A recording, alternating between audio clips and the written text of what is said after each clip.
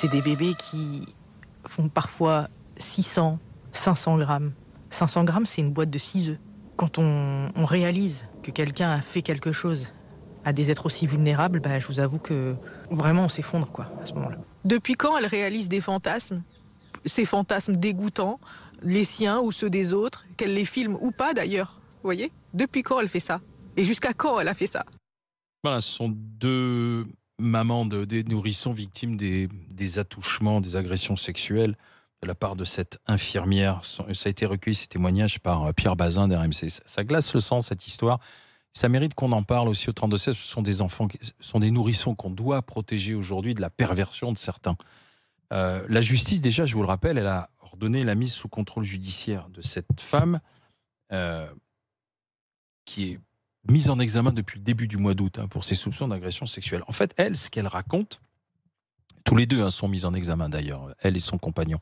Elle, ce qu'elle raconte, c'est que c'est lui qui lui demandait de filmer pour assouvir ensuite ses fantasmes. Le truc diabolique, pervers dans cette affaire, c'est que ça partait sur les réseaux sociaux. Et c'est que comme c'était sur les réseaux sociaux, c'était filmé, comme c'était sur les réseaux sociaux, ce sont des gens qui les ont vus passer. Alors je ne sais pas comment ils ont pu les voir passer. Heureusement, il y a des associations qui sont en veille permanente et qui derrière ont alerté, et c'est comme ça qu'on est retombé sur ce couple. Mais ce qu'il faut avant tout, c'est protéger les enfants. Alors est-ce que c'est un problème parfois peut-être de recrutement ? Alors elle, je sais qu'on va nous dire qu'elle était sous emprise de ce type. Est-ce qu'il faut mettre des caméras aujourd'hui dans les services de néonatalité, de pédiatrie Abel, parce que justement, toi, tu as suivi de près cette histoire depuis 10 jours maintenant. Si tu me permets, je veux d'abord saluer le collectif Alerte Pédo. Donc, c'est une bande de jeunes qui épient les réseaux sociaux justement pour dénoncer un petit peu toutes ces problématiques de pédocriminalité que l'on a en France. Et je le répète, comme je l'ai dit la semaine dernière, la France a du mal à se regarder dans la glace en ce qui concerne la question de la pédocriminalité. Maintenant, pour revenir à ce dossier en particulier, le témoignage de ces deux mamans est bouleversant.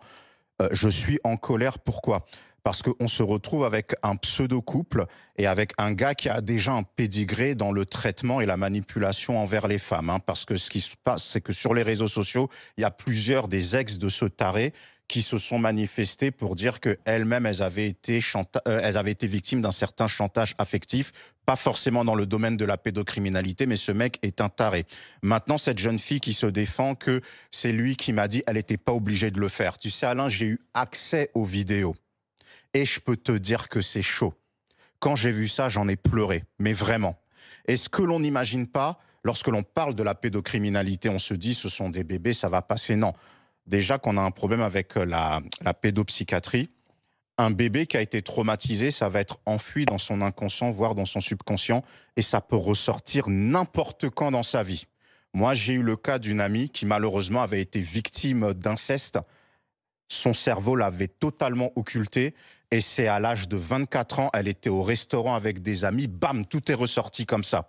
Donc on n'imagine pas la destruction qui est faite par la pédocriminalité en France envers nos enfants. Et là où j'en veux aux politiques de façon plus globale, parce que tu posais la question, est-ce qu'il faut mettre des caméras de vidéosurveillance ? Est-ce qu'il faut mieux former les gens ? On n'aura pas la solution en plateau ce matin. Mais pourquoi les politiques ne parlent jamais de ce sujet ? On nous parle d'immigration, c'est la faute des Noirs et des Arabes. On nous parle du pouvoir d'achat, du pouvoir d'achat, pardon. Ça, il faut le faire. On nous parle de tout un tas de problèmes et tous ces politiques qui nous parlent, oui, nous aimons la jeunesse française, oui, nous voulons protéger nos enfants. Personne ne parle de la pédocriminalité. Pourquoi ?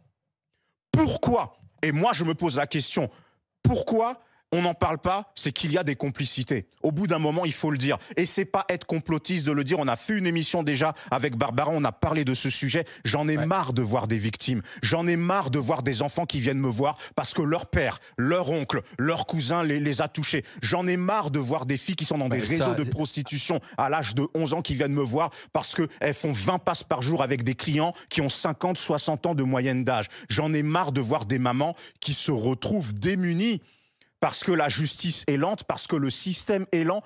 Pourquoi la pédocriminalité en France n'est pas un sujet qui fait consensus chez les politiques ? Qu'ils aient été remis en liberté sous contrôle, juste sous contrôle judiciaire. Déjà ça, c'est quand même... Enfin moi, tu vois, c'est des sujets que je maîtrise complètement pas et Et dans cette affaire, parler de problèmes de sexualité, non, ça n'a rien à voir avec la sexualité, c'est de la torture, quoi. Bien sûr. Enfin, pour moi, c'est pas le mot sexualité qui va là-dedans, c'est le mot torture, en fait. Et j'ose croire que c'est des cas hyper isolés. Quand tu dis de mettre systématiquement des caméras... Non, mais je me dis, si on en arrive à faire des attouchements et les filmer dans un service de néonatalité, aujourd'hui, parce que le portable permet malheureusement beaucoup de choses. Alors, il y a une autre problématique. Et donc, je me dis, on va mettre des caméras dans les services néonataux de la terre dans leur tronche, le fait d'avoir tout genre de perversion sous la main aussi. Non, mais en accès libre aussi. Il y a quand même, enfin, tu le dis, aujourd'hui, le système de veille repose sur des adolescents qui font un système de veille sur les réseaux sociaux. Moi, je trouve pas ça normal, quoi. Je trouve pas ça normal. Oui, à un moment donné, quand un mec, quel qu'il soit, poste une vidéo de ce type-là, son adresse, elle devrait remonter dans un fichier central où on va s'occuper du type, quoi. On est capable de faire poser un robot sur Mars. On n'est pas foutu de trouver qui est le mec qui poste ce genre de vidéo. Sans vouloir te couper. C'est quand même impossible, quoi. Il n'est pas normal. C'est ce que tu fais. Il n'est pas normal. Non, mais il n'est pas normal que sur Snapchat, pareil, tu aies des adolescents ou des jeunes adultes qui montent des ligues anti-pédocriminalité, qui sont obligés de créer des faux comptes de filles qui ont 13-14 ans, parce que vous faites l'expérience, vous allez être contacté par un pédo en 3-4 jours. Hein. J'ai fait l'expérience aussi, ça vous glace le sang. Et qui, des fois, travaille avec la police, mais des fois, ils donnent des rendez-vous à ces gens, ils les tabassent, et ils font des vidéos en faisant des injonctions à ces criminels. Dis que tu ne toucheras plus des enfants ou autres. La société marche à l'envers. Et je répète, pourquoi les politiques ne parlent jamais de ce sujet? Barbara. Moi, je rejoins Abel sur le début de ce qu'il a expliqué sur la question du complotisme. Parce que quand vous dénoncez les questions de pédocriminalité et que vous vous interrogez sur le silence, les lenteurs de la justice, le silence de certains élus, le silence aussi de certaines associations, le silence de l'ASE, de la CAF, etc. On vous dit, ah, ça y est, complotisme.